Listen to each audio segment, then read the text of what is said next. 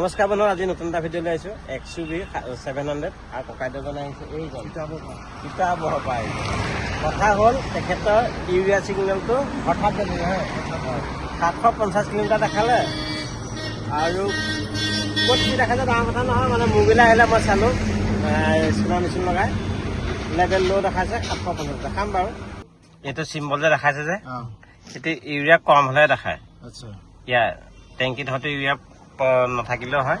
তেতিয়া আপোনালোকে এইটো DPF লেভেল ল' দেখালে engine will not start in 750 kilometre দেখাইছে, দেখিছে?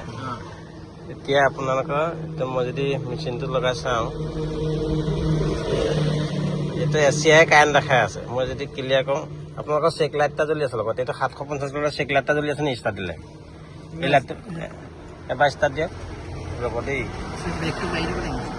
তাতে আছিলে ACI কাৰেণ্টত আছিলে, এতিয়া হ'ল হিষ্টৰী। এইটো হিষ্টৰী হৈ গ'ল চব দেখিছোঁ। ষ্টাৰ্টত আছে, এতিয়া গুচি গ'ল নাই? গ'ল এতিয়া গুচি গ'ল। কেতিয়াবা কি হয়, ইউৰিয়া কম থাকিলেও তেনেকুৱা হয়। আপোনালোকে প্ৰথম ইউৰিয়া 10 লিটাৰমান ভৰাই পেলাইহে চাব। ইউৰিয়া 10 লিটাৰ ভৰাই দিলে হয়তো নিজেও গুচি যাবলৈ থাকে, গম পালে কাইলৈ? নহ'লে ইমান দূৰ আহি এনেই তেল পুৰি আহিলে ইমান দূৰ তাতে যদি ইউৰিয়াটো ভৰালেহেঁতেন। এতিয়া ঠিকে আছে নহয়? ঠিকে আছে। আপোনালোকৰ এই ভিডিঅ'টো কেনে লাগিলে জনাবলৈ নাপাহৰিব। ধন্যবাদ। জয় অসম।